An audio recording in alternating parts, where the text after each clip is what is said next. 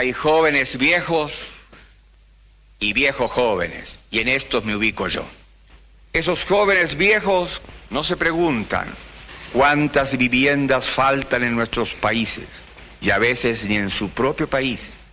Hay muchos médicos que no comprenden que la salud se compra y que hay miles y miles y miles de hombres y mujeres en América Latina que no pueden comprar la salud. De igual manera que hay maestros que no se inquietan, que haya también cientos y miles de niños y de jóvenes que no pueden ingresar a las escuelas. En América Latina hay más de 30 millones de cesantes absolutos y la cifra se eleva por sobre 60 millones, tomando en consideración aquellos que tienen trabajos ocasionales. Para que termine esta realidad brutal se requiere un profesional comprometido con el cambio social.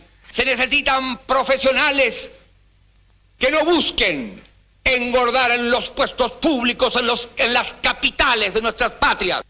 Que la obligación del que estudió aquí es no olvidar que esta es una universidad del Estado, que la pagan los contribuyentes, que la inmensa mayoría de ellos son los trabajadores y que por desgracia en esta universidad y como en las universidades de mi patria, la presencia de hijos de campesinos y de obreros alcanza un bajo nivel todavía.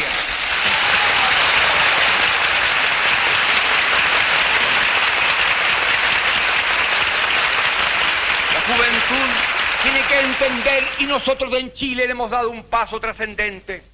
La base política de mi gobierno está formada por marxistas, por laicos y cristianos. Y respetamos el pensamiento cristiano cuando ese pensamiento cristiano interpreta el verbo de Cristo que echó a los mercaderes del templo.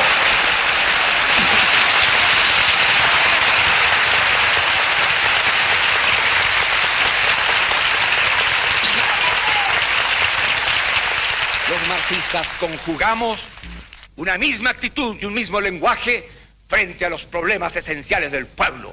Porque un obrero sin trabajo, no importa que sea o no sea marxista, no importa que sea o no sea cristiano, no importa que no tenga ideología política, es un hombre que tiene derecho al trabajo y debemos dárselo nosotros.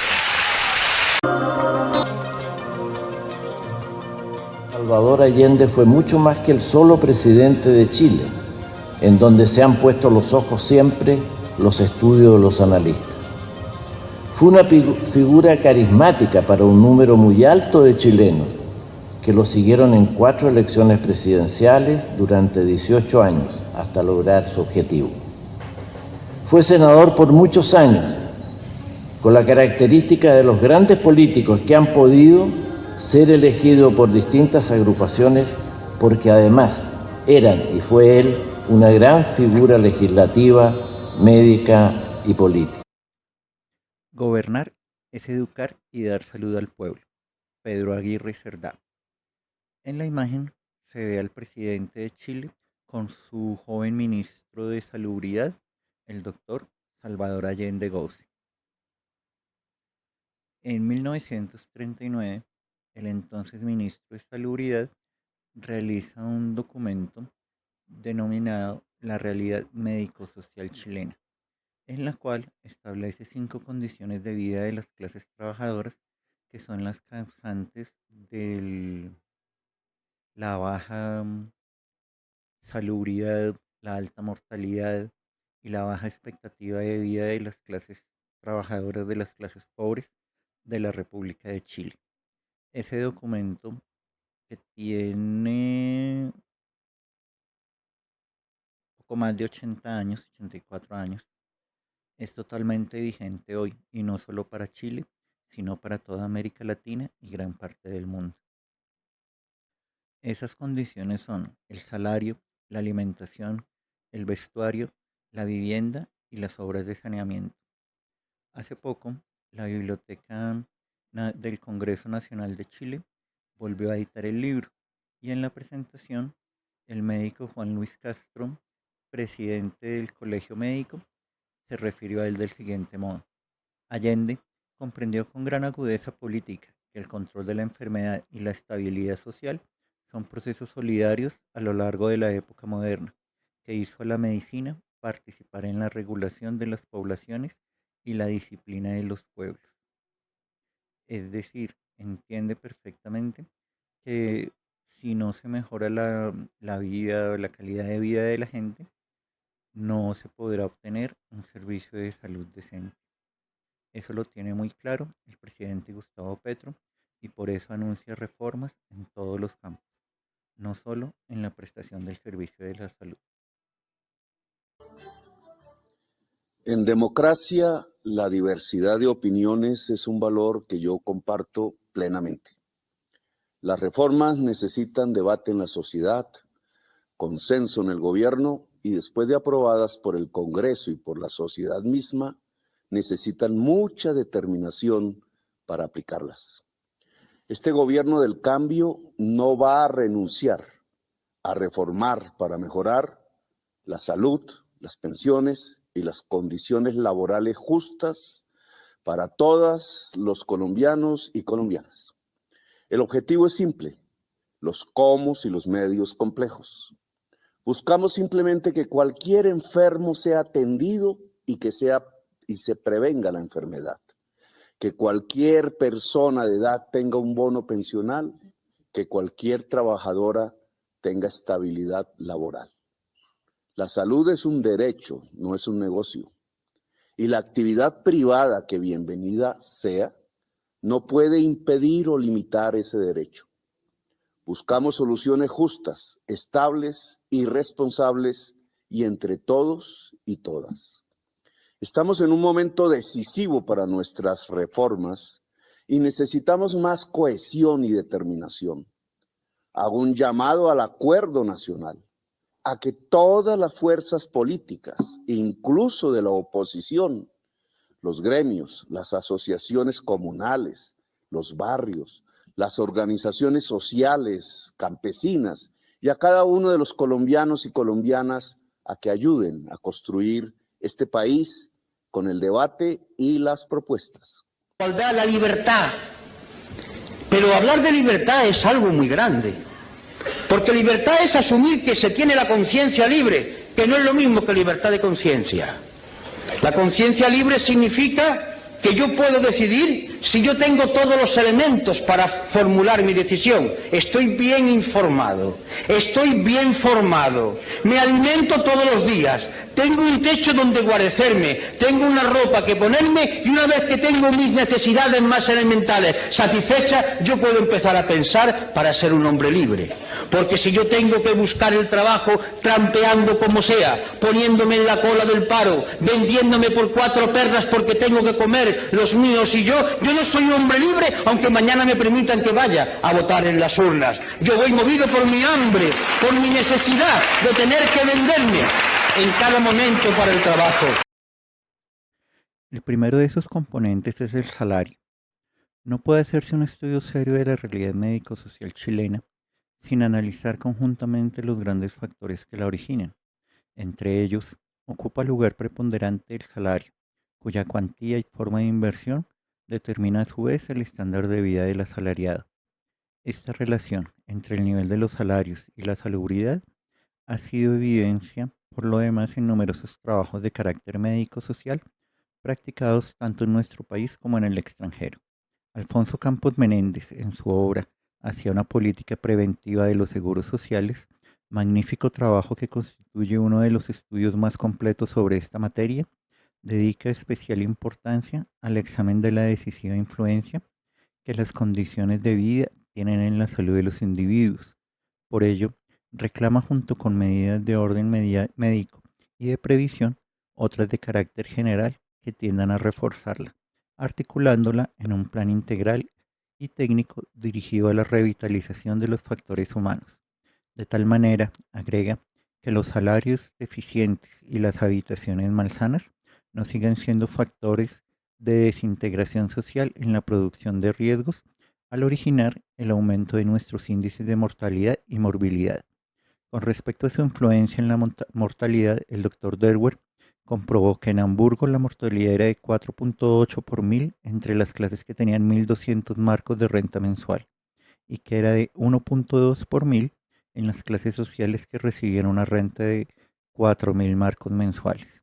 Es decir, que las defensas biológicas, la resistencia del organismo humano a las enfermedades está en relación directa con el estándar de vida. Ya en 1919, Girón, en su tesis de licenciatura, llamaba la atención a la elevada frecuencia de desviaciones de la columna vertebral entre los escolares chilenos, cuyos familiares poseían escasos medios económicos, no presentándose igual afección en los hijos de personas pudientes. Concluye el salario con estos párrafos. En los capítulos siguientes, al estudiar la forma de inversión de estos salarios, patentizaremos que ellos tan solo permiten satisfacer el rubro de la alimentación, y aún de una manera de tal modo insuficiente que no alcanza a producir en el individuo la energía calórica necesaria para mantener su capacidad biológica en condiciones normales. Tal situación, que puede calificarse de trágica, reclama una política nueva, justa, dinámica, creadora, cuya realización no puede postergarse, que tienda a resolver el primordial problema de devolver al pueblo las condiciones vitales propias de un ser humano normal.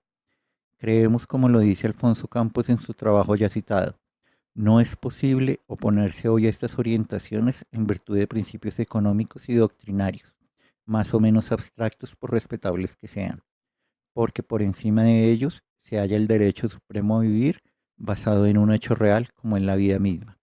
De ahí que la igualdad de posibilidades biológicas constituya la idea matriz de un Estado, cualquiera que sea la forma política que adopte. De la importancia del salario y la felicidad de un salario oportuno, un salario adecuado, habla Cristina Fernández de Kirchner, cuando en su gobierno Argentina tenía el salario más alto en dólares de América Latina. Asistir a la 10ª reunión del Consejo del Salario Mínimo Vital y Móvil, sobre todo desde el lugar en que venimos y desde el lugar en que estamos en el mundo. Desde el lugar que venimos en la Argentina, desde el año 2003, con un salario mínimo vital y móvil que no era vital, que era mínimo y no era móvil, de 200 pesos, a este nuevo salario acordado hoy libremente entre empresarios y trabajadores de 3.600 pesos, que significa nada más ni nada menos que un incremento punta a punta 2003 a este año de 1.700%, y que sin lugar a dudas es el salario mínimo más importante de toda Latinoamérica. He tomado la decisión de eliminar la deducción de ganancias para esta primera cuota del aguinaldo de los trabajadores.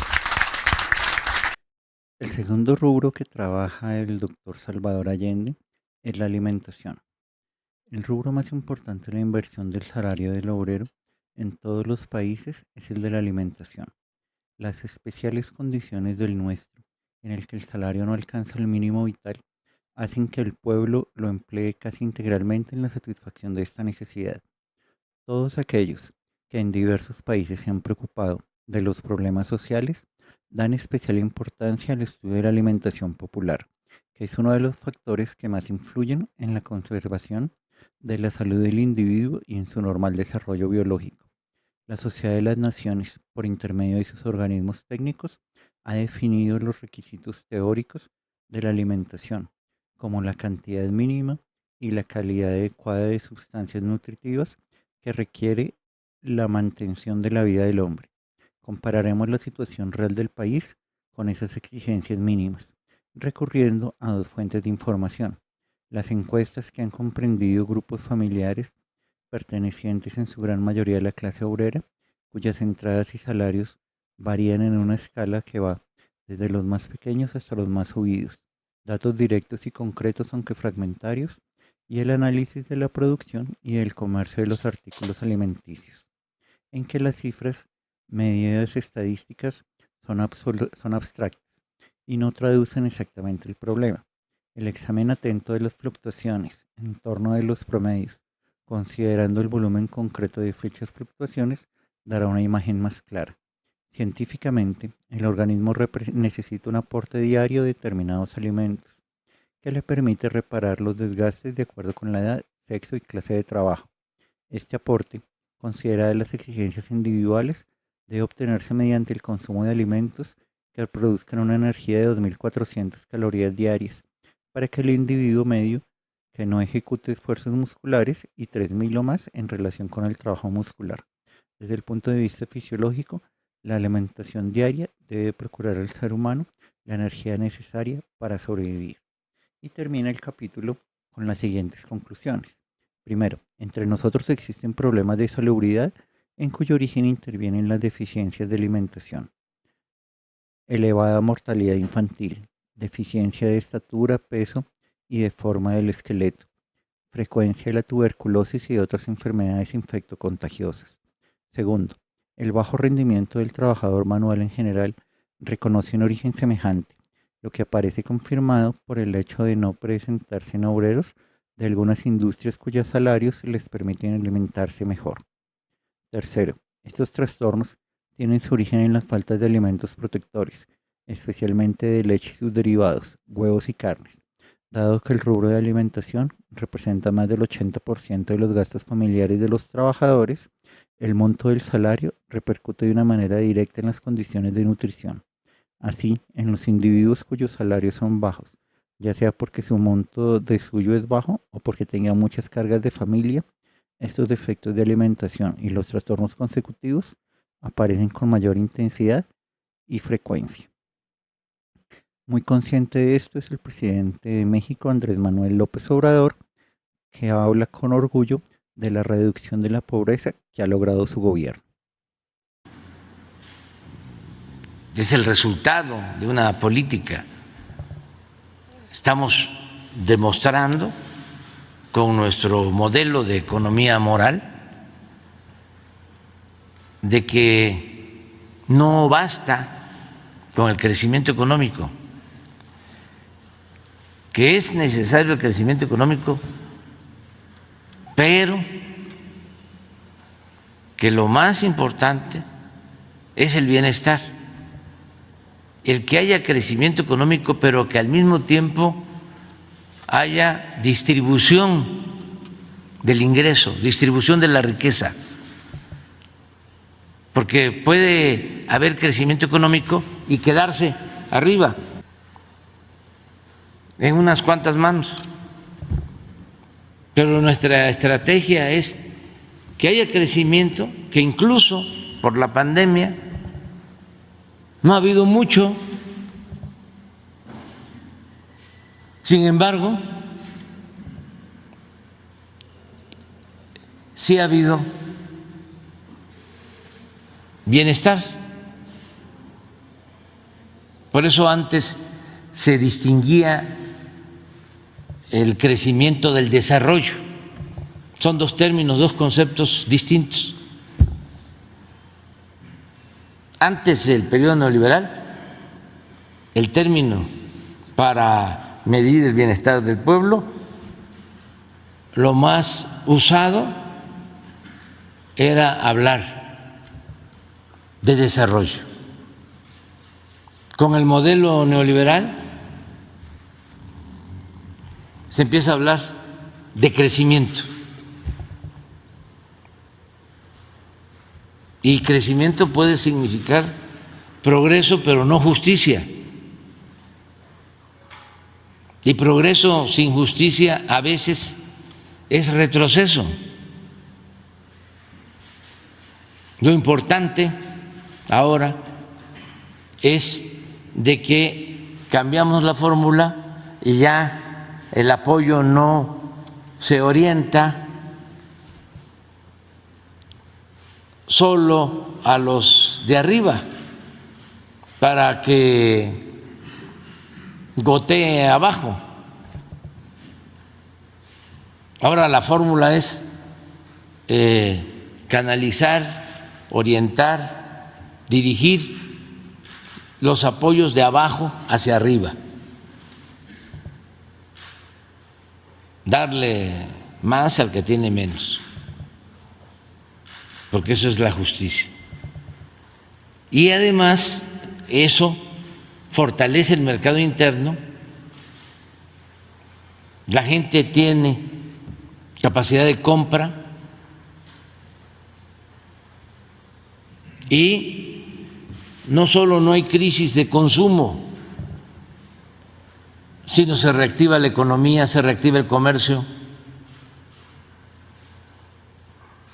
y nos va bien a todos. El tercer ítem es el vestuario. Otro de los rubros obligados de inversión del salario en los pueblos adelantados es el vestuario. Desgraciadamente en nuestro país, los salarios reducidos dejan solo un pequeño margen para llenar esta necesidad. Las estadísticas no nos permiten apreciar en cifras exactas la cantidad de ropa de que dispone nuestro pueblo.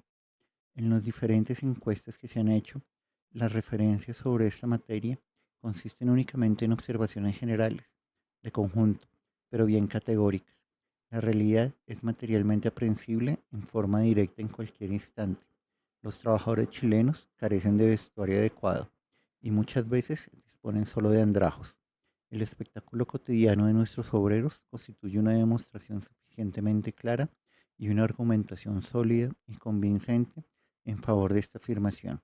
Se puede, además de la objetivación, inducir su desastrosa situación del análisis de otros hechos susceptibles de representarse en números. Parte del salario obrero que se invierte en vestuario. Comenzaremos por recordar una vez más que en primer término está la necesidad de alimentarse, y ya sabemos que los obreros chilenos invierten obligatoriamente en su nutrición y la de su familia el 80% de su salario más o menos. Después del alimento, la necesidad más imperiosa del ser humano es la vivienda, que absorbe el 15% de sus entradas. Con las sumas restantes, un 5%, cuando más un 8%, la familia debe financiar el resto de sus gastos. Y termina el capítulo con esta conclusión. Si bien es cierto que hay muchas de estas gripes y neumonías son sencillamente tuberculosis u otras afecciones, subsiste siempre, considerando la enorme desproporción de estas cifras, una diferencia demasiado grande, no atribuible a estas dolencias, sino directamente a las enfermedades por enfriamiento. El tifus hexamétrico es otro de los aspectos de la morbomortalidad chilena, que está estrechamente relacionada con la higiene del vestido. Su agente transmisor, el piojo, vive principalmente en las ropas, y la condición del vestuario popular es uno de los mayores obstáculos para luchar contra él. Las afecciones de la piel han causado también una enorme difusión. Se calcula que unos 60.000 niños de las escuelas sufren de sarna, enfermedad que es el punto de partida de perturbaciones y afecciones renales gravísimas. Para poder luchar contra ella con éxito, se requieren mudas limpias de ropa interior y de cama, de las que por cierto carece casi la totalidad de los niños afectados y que junto a los elementos de aseo dan completa posibilidad de curación. En este punto es importantísimo no solo que se pueda llegar a adquirir la posibilidad de comprar la ropa, sino que se ve la posibilidad de hacerla. La economía popular es el punto de partida para solucionar dos problemas que van ligados: el trabajo, el salario y el vestido. El presidente Gustavo Petro apuesta por incluir al SENA, es el Servicio Nacional de Aprendizaje, es la institución de educación superior técnica y tecnológica pública que tiene un cubrimiento nacional y apuesta en ella la economía popular. Filón de economía popular en todas sus actividades.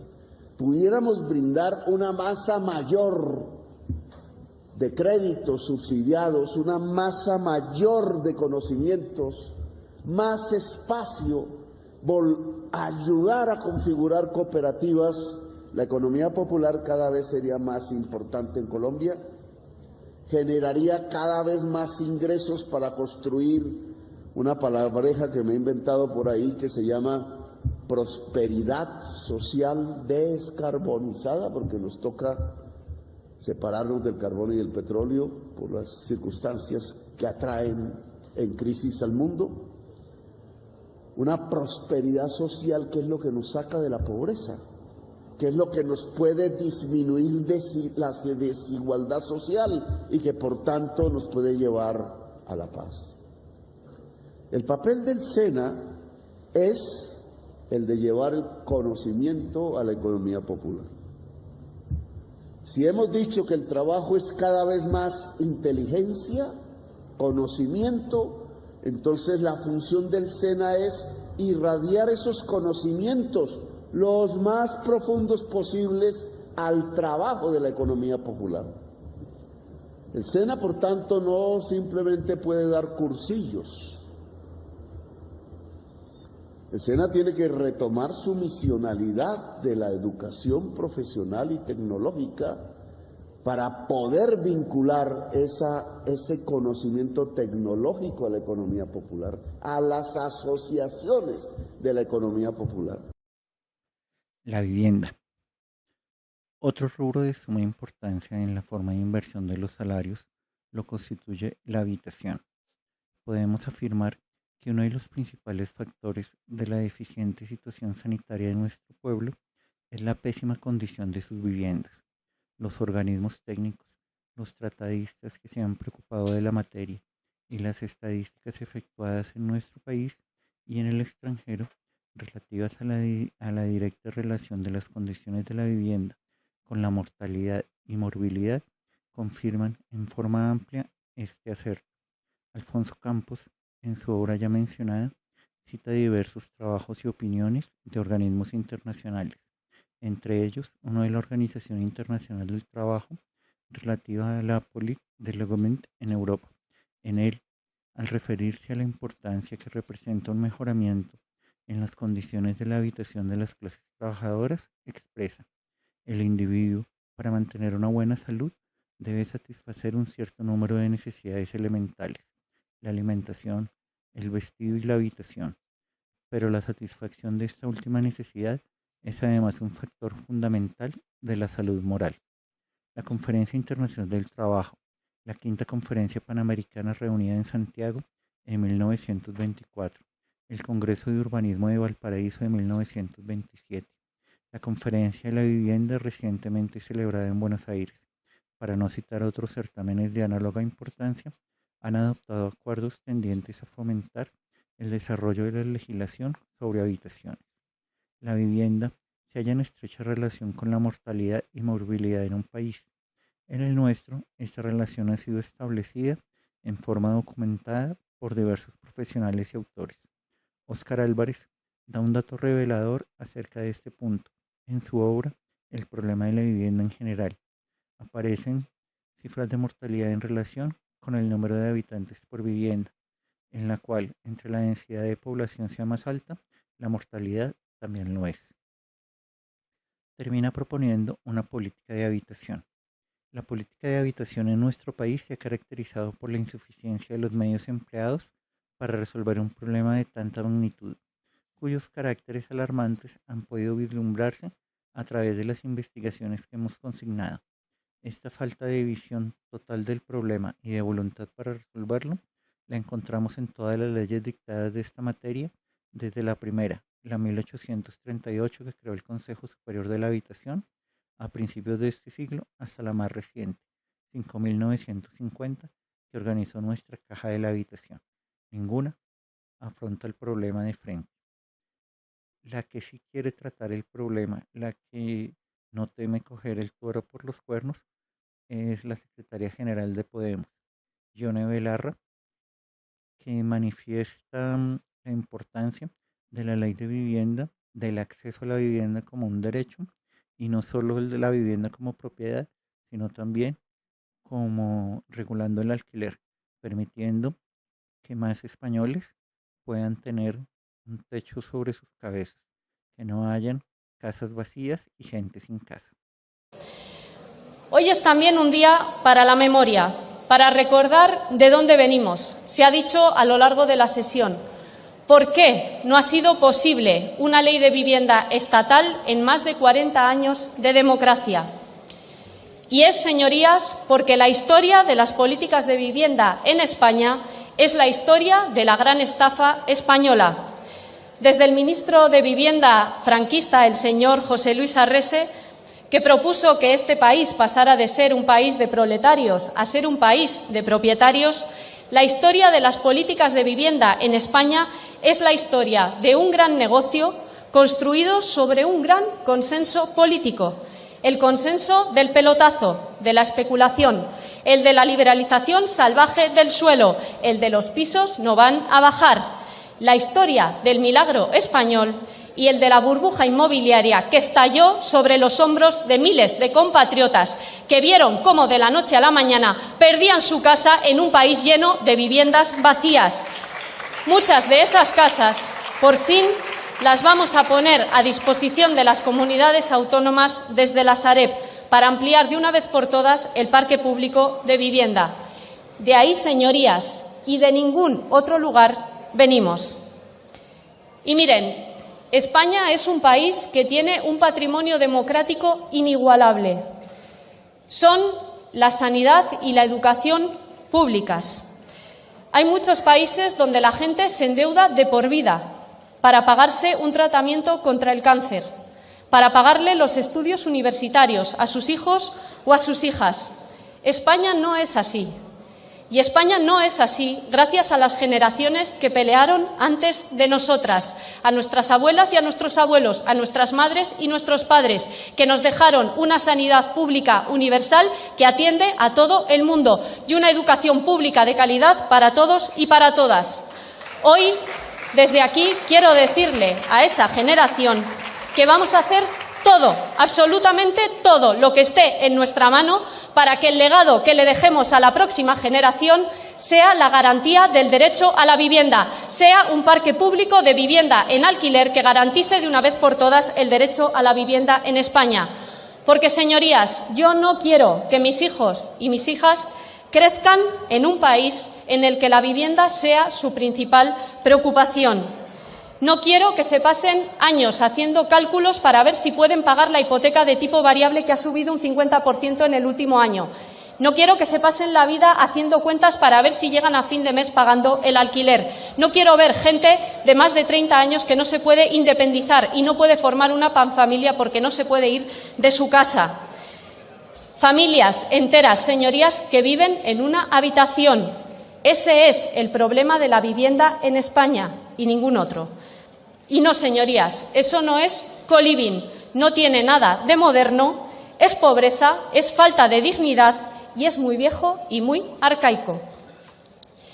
Porque la realidad, señorías, es que quienes pagan un alquiler en España son las personas más jóvenes, las madres que crían solas, las familias más precarias, muchas familias migrantes, muchas personas que no pueden ahorrar el dinero suficiente para pagar la entrada de una hipoteca. Y en ese sentido, como han explicado muy bien investigadores sociales como Jaime Palomera, el alquiler no es más que una bomba de extraer recursos de las clases populares de este país, de la gente más humilde, hacia las clases más altas, hacia los rentistas, hacia los que viven literalmente de las rentas, de cobrarle una renta del alquiler a la gente más precaria de este país, a quien tiene mucho menos poder adquisitivo que ellos y que ellas. Por eso, era fundamental incluir en esta ley de vivienda la regulación de los precios del alquiler. Por eso, señorías, hemos tardado 3 años en aprobar esta ley, porque durante demasiado tiempo el mercado de vivienda en España ha sido la ley de la selva, ha sido la ley del más fuerte, siempre poniéndose del lado de los que más tienen, de los grandes propietarios, de los fondos buitre, de la banca y nunca a favor de la gente. El último componente que se trata en el libro del entonces ministro de Salud, Salvador Allende, son las obras de saneamiento, servicio de agua potable y alcantarillado. Nuestra exposición no puede prescindir del estudio de este rubro, que tan vital influencia tiene en las condiciones de salud pública.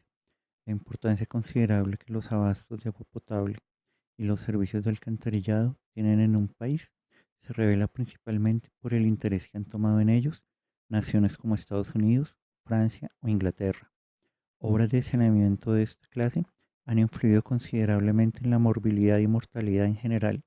El agua, vehículo de gérmenes de enfermedades infecciosas, ha dado lugar a famosas epidemias descritas en todos los libros clásicos de higiene.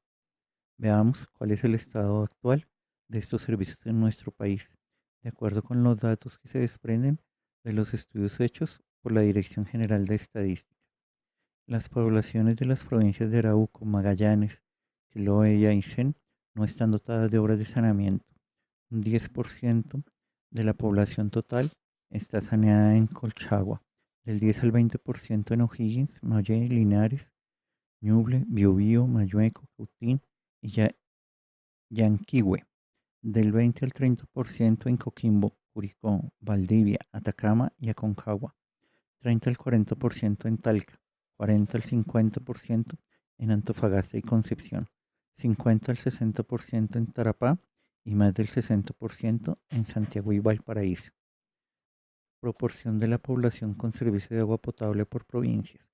Sin servicio, Aysén, hasta 10% Chiloé, del 10 al 20% Colcagua, Arauco, Mayueco y Cautín, del 20 al 30%, O'Higgins, Curicó, Mayigüe, Linares, Ñuble, Biobío, Valdivia y Aconcagua, del 30 al 40%, Coquimbo, Atacama y Talca, del 40 al 60% Antofagasta, del 50 al 60% Tarapacá y Concepción, y más del 60% Santiago, Valparaíso y Magallanes.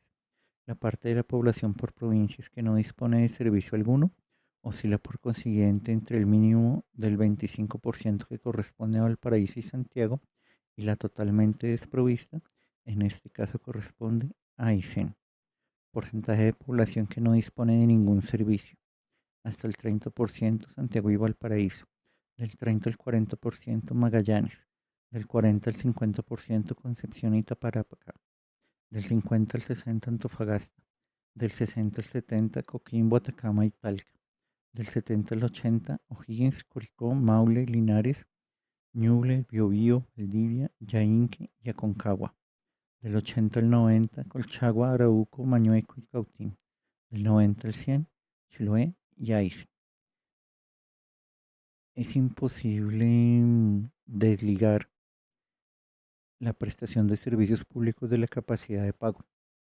Podemos ver que las grandes ciudades, Valparaíso y Santiago, tienen mayor prestación de servicios, siendo el agua mayor prestada, más fácilmente prestada que los servicios sanitarios, el servicio de saneamiento básico.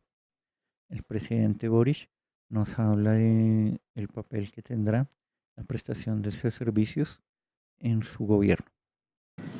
Otra urgencia hoy es la sequía, que se extiende por más de 12 años y ha expuesto las profundas inequidades del modelo de gestión hídrica que heredamos y que tenemos que cambiar.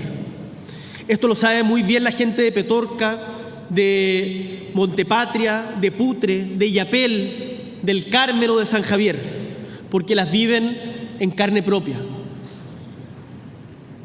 El agua tiene que ser un bien público y no un negocio que beneficie a unos pocos.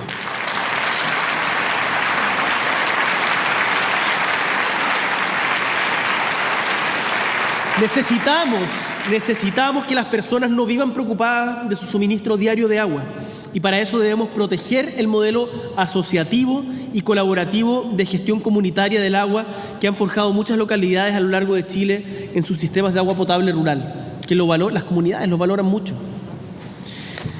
En línea con esta tarea vamos a invertir en obras que beneficiarán a más de 155.000 personas entre este año y el próximo, y también invertiremos más de 2.400 millones de pesos en la implementación de la Ley de Servicios Sanitarios Rurales, que abarcará según la propia condición hídrica de cada comuna que lo necesite. Son miles los pequeños de productores agrícolas, apícolas, vitivinícolas, ganaderos y hortaliceros que sufren día a día las consecuencias de la crisis hídrica. Me ha tocado verlo a lo largo de Chile. Actualmente son 263 comunas, desde Coquimbo a la Araucanía, que se encuentran en estado de emergencia agrícola, y para ello estamos implementando diferentes programas liderados por nuestro ministro de Agricultura, beneficiando a 42.500 pequeños productores en el marco del Plan Nacional de Seguridad Alimentaria y Chile Siembra. Por todo lo anterior, le he encargado también a la ministra del Medio Ambiente que lidere una coordinación interministerial para establecer una nueva gobernanza de aguas en nuestro país con enfoque de cuenca. Y quiero decirles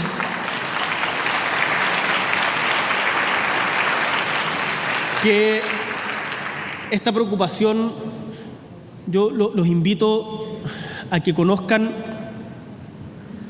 por ejemplo, la realidad de la transhumancia en la región de Coquimbo. El viernes 8 de agosto de 1952 se publica en el Diario Oficial de la República de Chile la ley número 10.383, la ley del Seguro Social, de la obligatoriedad y extensión del seguro. Se trata de un proyecto de ley presentado por Salvador Allende en el ejercicio del cargo de ministro de Salubridad. Por medio de esta norma jurídica se otorgó asistencia médica gratuita para los asegurados y sus familiares y otros beneficios que confirieron subsidios por enfermedad y lactancia, así como incremento de pensiones para viudas y huérfanos. Es importante aclarar que Salvador Allende hizo el doble papel porque también era parlamentario. No he querido solicitar, señor presidente, que este proyecto pase a la Comisión de Higiene y Salubridad, porque soy presidente de ella, pero debo hacer presente al Senado que hace 8 años que este asunto fue enviado al Congreso durante el gobierno del señor Aguirre Cerdá.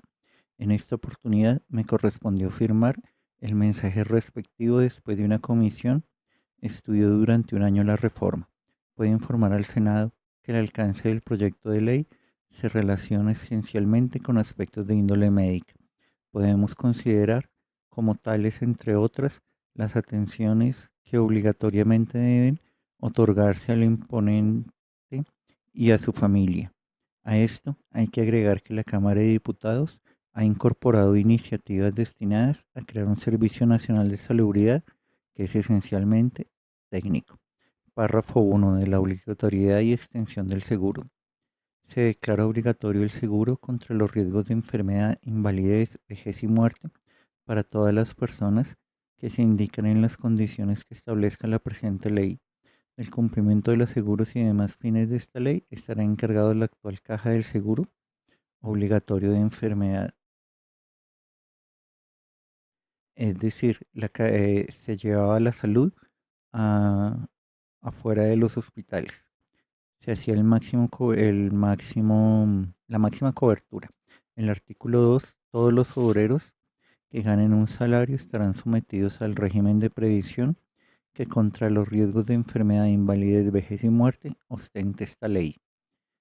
Llevar salud al pueblo era de las cosas más importantes que entendía o más necesarias el general Perón. Por eso se hablaba del tren de Evita.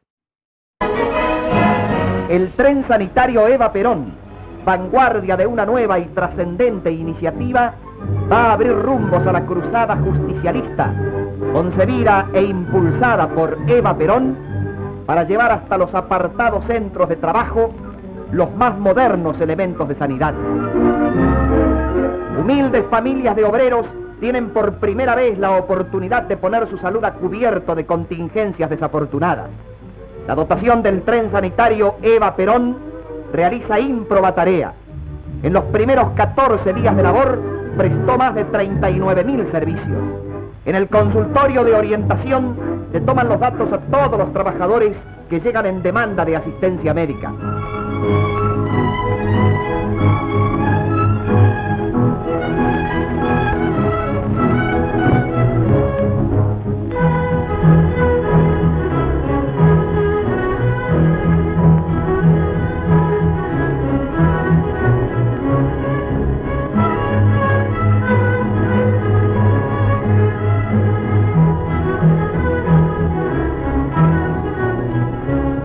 Luego son orientados hacia cada una de las especialidades. Cuando el enfermo no puede trasladarse hasta el tren, los médicos de la Cruzada Sanitaria Justicialista llegan hasta su casa. El tren reinicia la marcha hacia el norte y agrega luz al capítulo que escribe a diario con su sacrificio, su fe y su amor al pueblo, Eva Perón.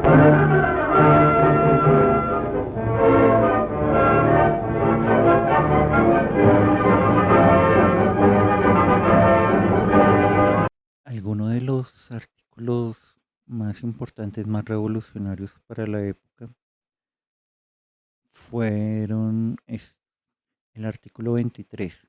Las aseguradas y las cónyuges de los asegurados tendrán derecho en el curso del embarazo, en el parto y después de este a las prestaciones establecidas en el artículo 19. El artículo 19 consagraba: el asegurado tendrá derechos de principios de racionalización y aprovechamiento económico, derecho a prestaciones médicas, dentales, farmacéuticas y a hospitalización desde su incorporación al seguro y desde el primer día de enfermedad. El artículo 27. Si el asegurado estuviera incapacitado para trabajar por enfermedad o accidente que no sea del trabajo por un tiempo superior a 3 días, recibirá un subsidio de enfermedad que será igual por cada día que exceda de 3 al promedio del salario diario sobre el cual haya impuesto en los últimos 6 meses calendario. Este promedio se determinará dividiendo en 100 por 180 el total de salarios a que correspondan las imposiciones de dicho periodo. De esta cantidad se descontará el 15% para el pago de imposiciones. Si el asegurado fuera hospitalizado, se descontará el monto del subsidio un 15% para cubrir el costo de su alimentación en el hospital. El artículo 37. Tendrán derecho a una pensión vitalicia de vejez los asegurados que reúnan los siguientes requisitos. Primero, hayan cumplido 65 años de edad y segundo, tengan un mínimo de 800 semanas de imposiciones, salvo las aseguradas para los cuales este mínimo será de 500 semanas de imposiciones. Y tercero, tengan una densidad de imposiciones no inferior a 0.5 en el periodo de afiliación, requisito que no se exigirá a las aseguradas. El monto de las pensiones de vejez se determinará en la misma forma del que las pensiones de invalidez absoluta. Dicho monto estará sujeto a una imposición del 5%, que dará derecho exclusivamente a las prestaciones médicas y a la cuota mortuoria. Los beneficiarios de pensión de vejez recibirán además las asignaciones por hijos establecidas en el artículo 35 y sujetas a lo que dicho artículo dispone.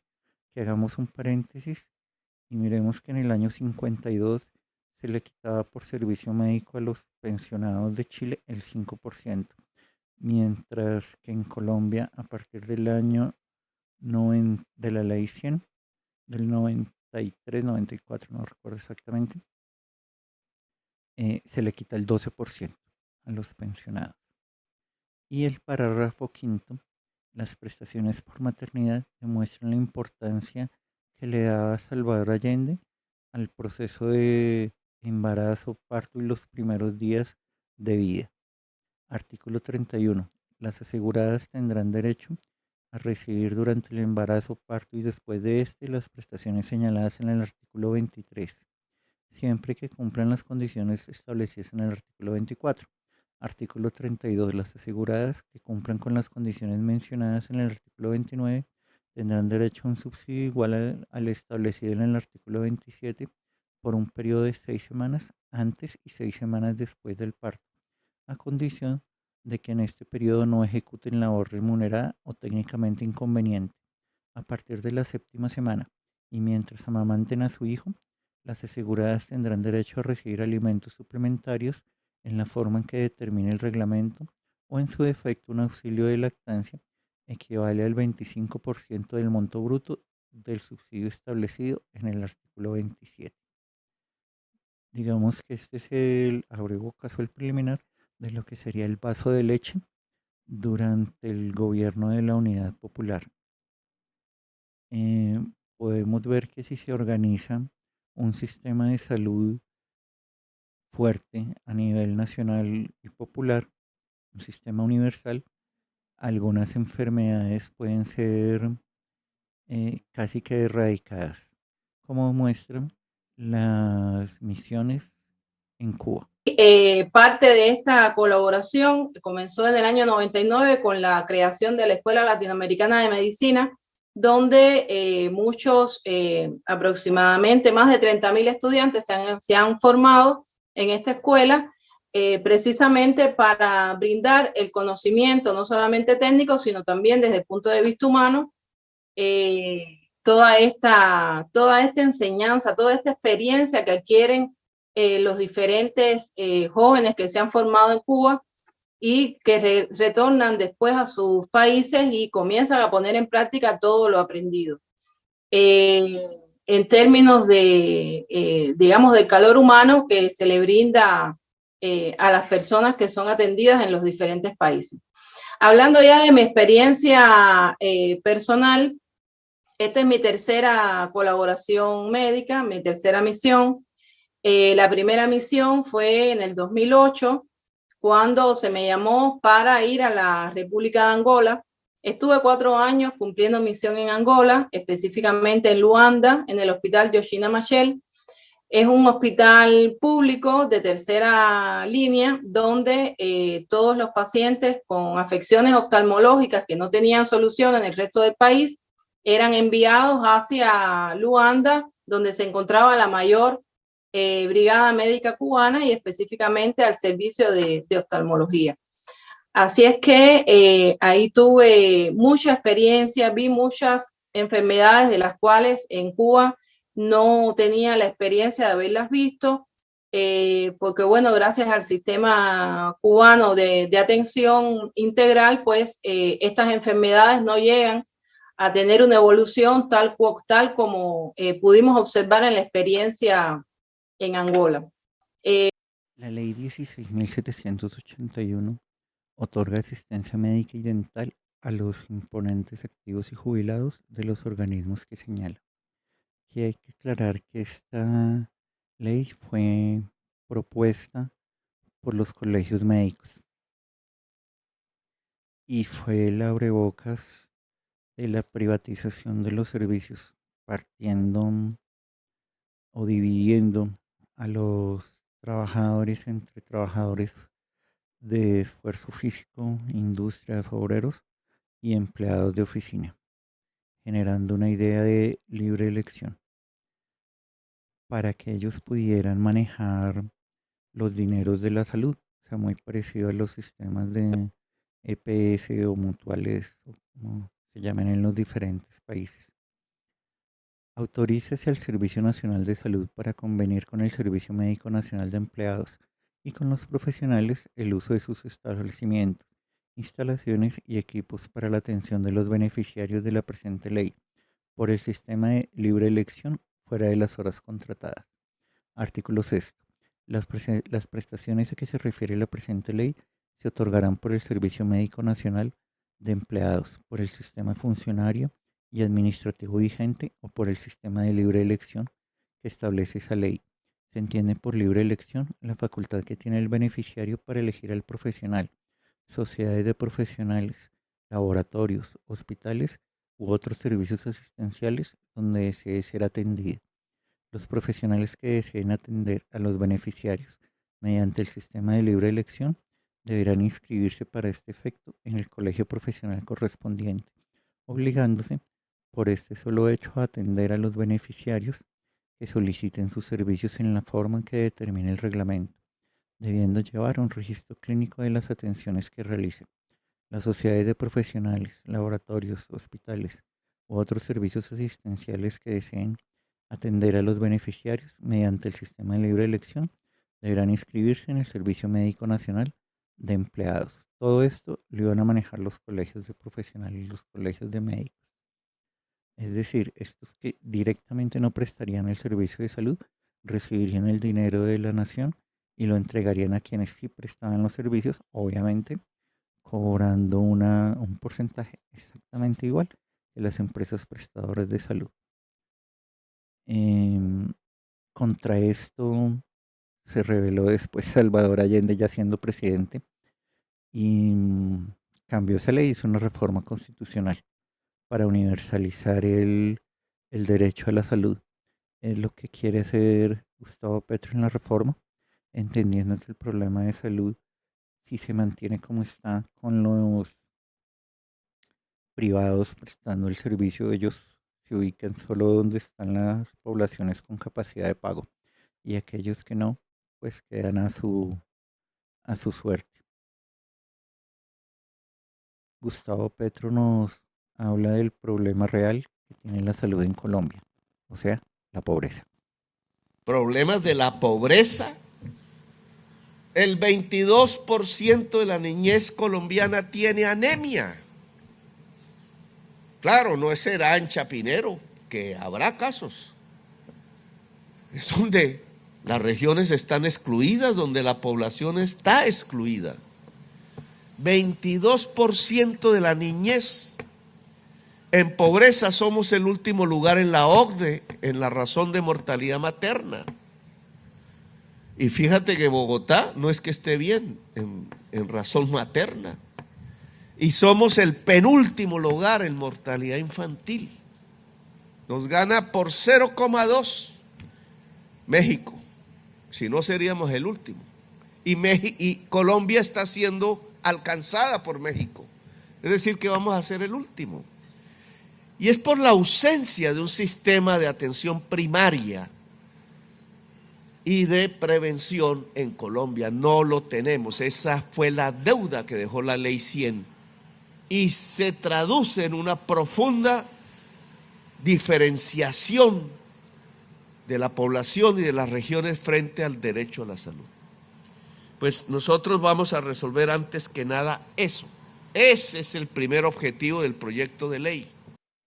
Esta ley, propuesta por el Colegio de Médicos, buscaba romper el monopolio estatal y bajo la premisa o bajo el eufemismo de una libertad de elección de los sistemas, cosa que suena mucho a la reforma a la salud que se está tramitando en Colombia, es decir, el plan que quiere cambiar Petro, el sistema que aprobó la Ley 100 que hablaba de seguridad universal y de libre elección. Bueno, el artículo 1 decía: los empleados del sector público y privado podrán solicitar dentro de 120 días, contados desde la publicación de la presente ley, que se les faculte para continuar acogidos a servicios, departamentos u oficinas de bienestar, a regímenes particulares de atención generados en actas de avenimiento o financiados por los empleadores o empleados sin perjuicio de las prestaciones que otorga esta ley. El Servicio Médico Nacional de Empleados deberá otorgar esta autorización. De la negativa podrá apelarse a la Superintendencia de Seguridad Social. El recurso deberá interponerse en el plazo de 30 días hábiles, contados desde que se expida carta certificada al o a los interesados notificándoles la resolución. Artículo 10. El Servicio Médico Nacional de Empleados pagará directamente a las sociedades de profesionales, laboratorios, hospitales u otros servicios asistenciales inscritos en el sistema, como asimismo en las instituciones u organismos con que haya celebrado convenios, la cantidad equivalente al monto con el que el Fondo de Asistencia Médica debe concurrir para cubrir el valor del beneficio. Cuando se trata de prestaciones realizadas por profesionales, el Servicio Médico Nacional de Empleados cancelará las cantidades correspondientes a los respectivos colegios profesionales, pagando por intermedio de estos la atención prestada por sus colegiados a los beneficiarios de esta ley. Es decir, los colegios actúan como intermediarios, reciben el dinero público y lo entregan a los hospitales, a las clínicas que prestan el servicio. Es exactamente lo que hacen las EPS en Colombia y quiere acabar la reforma de Petro. Artículo 11. Facultas al Servicio Médico Nacional de Empleados para convenir con instituciones públicas o privadas, con los empleadores o con los departamentos u oficinas de bienestar, el otorgamiento y venta de órdenes de atención. El Servicio Médico Nacional de Empleados podrá celebrar convenios con instituciones públicas o privadas para que por intermedio de estas se pague a las sociedades de profesionales, entidades y demás establecimientos inscritos en el sistema el valor de las prestaciones que se otorguen por la presente ley. En conclusión, el debate sobre la modalidad de libre elección radicalizó a empleados y obreros, iniciando en los años 70 una salud pública centralizada y aquellos que defienden el derecho a elegir. A partir del triunfo electoral de Salvador Allende, se llevan al campo de la salud en Chile mediante modificaciones a la Constitución como garante del ejercicio de la atención médica preventiva, curativa, tomaron medidas tendientes a democratizar la gestión de la salud, participación territorial, consejos locales de salud, consejos locales representativos de trabajadores y la población, y llane una acción que comprometía el interés de toda la sociedad, es decir, un nuevo proyecto. Para esto, durante el gobierno de la Unidad Popular, fue de suma importancia las jornadas de trabajo en promoción, educación y prevención de las enfermedades, hacer énfasis en llegar a todo el territorio con salud preventiva. Muy bien, muchas gracias por acompañarnos hasta acá. Los invitamos a la segunda parte del tema de la salud, ya lo que pasó y las reformas con las que concluimos este video, la reforma constitucional de la salud del gobierno de la Unidad Popular, que busca universalizar el servicio de la salud, volverlo un derecho y no el negocio que ya los colegios profesionales empezaban a plantear y luego los Chicago Boys llevaron por toda América Latina. Por favor, darle like al video, suscribirse al canal, recuerden que no tiene ningún costo y sería muy interesante leer algunos comentarios, sobre todo con lo referente a la modificación de las EPS aquí en Colombia o en servicios de salud en Argentina, que por ahora son gratuitos, aunque sigan a mi ley, que esperemos que no pase. Entraremos a la ley de la selva del que lo pueda pagar, o en España como Ayuso acaba con la sanidad pública. Dejamos con nuestra compañera de Podemos Aragón, que nos habla de la gran importancia de tener una sanidad pública fuerte. Una de las veces que más orgullosa me he sentido de sentirme aragonesa ha sido el día que me vacunaron. Tardé aproximadamente 10 minutos, los que me separan de mi centro de salud, esperar un par de minutos en la cola, darme el pinchazo y vuelta a la espera para ver si había ido todo bien y no había una repercusión. 10 minutos apenas que me hicieron sentirme orgullosa de estar en Aragón y no estar en ese Madrid de Ayuso, en ese Madrid del modelo de gestión del Partido Popular, en ese Madrid de las cañas, la libertad y no encontrarnos con nuestros es, pero el hacer amiguismos con Acciona, con Santander, con el Corte Inglés y de no valorar la sanidad pública. A mí me hizo sentir orgullosa cuando nos ponían la vacuna porque algo muy obvio era que me lo hacían en un centro de salud y no tenía que estar a la cola esperando más de media hora para entrar al Cendal, como ha hecho la señora, la reina de las privatizaciones de España, como es la señora Ayuso.